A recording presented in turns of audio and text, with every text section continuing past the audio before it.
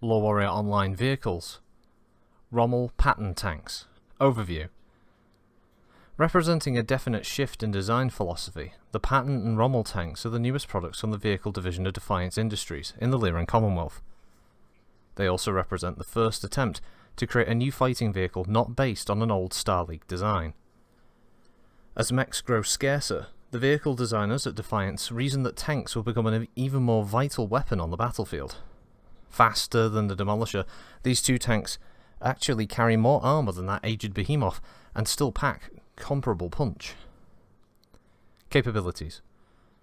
A high-turreted tank like the older Manticore has a wide range of fire, but on the assumption that it's better to hit an enemy as often as possible, its bulky weapon system also required the high, roomy turrets.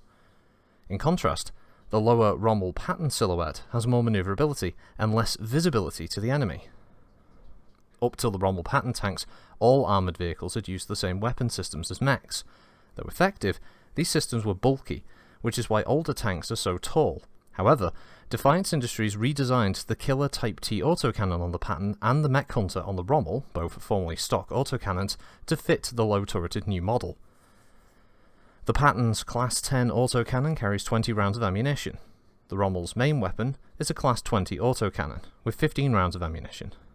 Thus far, performance in combat shows that the lower turret restricts the upward range of both weapons.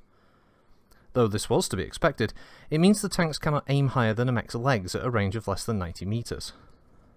Both tanks are equipped with the long-range missile system made by Coventry Weapon Works, which consists of 120 missiles divided into 24 groups of 5. The missile system is mounted in the turret next to the autocannon and is angled upward to facilitate the tank's aim at approaching mechs or high targets. Thus far, the only serious problem with the missile system is that the smoke from fired missiles gets into the crew compartment. The vehicle in the illustration is the Patton Tank, which mounts a small laser on top of the turret. The tank commander can control the weapon from within the tank, either mechanically or by standing and firing the weapon manually. The Patton also mounts a flamer on its front end. The Rommel, however, does not have a flamer. Both tanks carry a 3-man crew, including a tank commander, a driver, and a gunner engineer. The Patton is the most heavily armoured of the two tanks, with a whopping 14 tons distributed around its turret and body. The Rommel carries an equally respectable 11.5 ton. Both tanks are better armoured than the Demolisher heavy tank, yet the Patton and Rommel tanks are faster than the Demolisher and as fast as the other heavy tanks. The fusion engine is what makes the two tank types so powerful and reliable. It's also the major stumbling block to swift production of Patton and Rommel tanks because of the scarcity of these engines.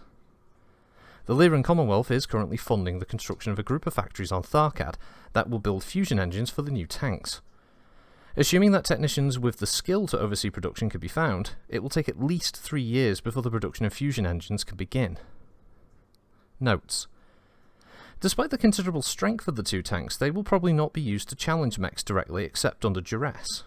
When on the defence, the two tank types can employ several strategies that even mechs find it tough to crack and defeat.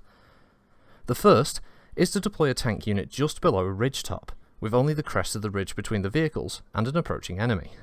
With autocannons pointed down and sighted on the enemy, the tanks wait until their opponent is as close as possible before opening fire. This hull-down configuration has a triple purpose. It makes the tank difficult to see, especially if painted to match the terrain. Second, the intervening ridge covers most of the tank, presenting only a very small target for the enemy. Third, the ridge also affords considerable protection to the tank itself. Before the confused and hurt enemy can mount an effective counterattack, the entire tank group can steal away to set up on another ridge. Patton and Rommel tanks also shine in city fighting, which provides many more places where a tank can go, especially mobile ones like the Patton and Rommel that a mech cannot.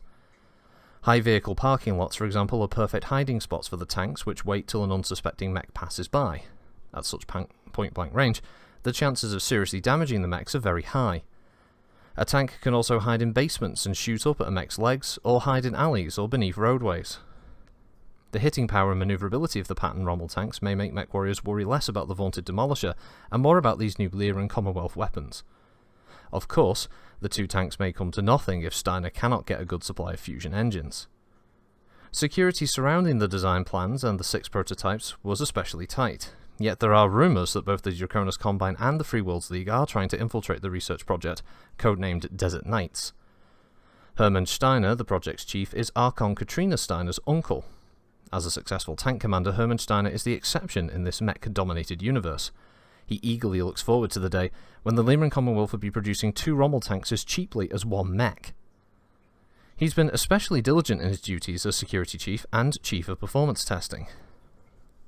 Hermann Steiner chose the tank division of Hansen's Rough Riders as the first unit to receive the new tanks, for it's the most active and aggressive of all tank corps in the Lyran Commonwealth. Steiner believes that if the Rommel pattern has any flaws, the Rough Riders are the ones to find them. If the Rough Riders continue to use the new tank successfully, then other tank corps will begin receiving it, starting with heavily populated border worlds. If Steiner manages to build up and man its new fusion engine plants, Rommel Patton tanks will be able to take over some of the defensive burden of protecting Lyran cities, thus freeing up battle mechs for counterattacks. Neither the Draconis Combine nor the Free Worlds League are too happy at this prospect, and are currently conspiring to disrupt construction of these new and deadly tanks. Katrina Steiner's ally, House Davian of the Federated Sons, has expressed interest in the new tanks. Negotiations are currently underway to permit Lyran candidates into the NAIS, in exchange for the Rommel pattern design plans.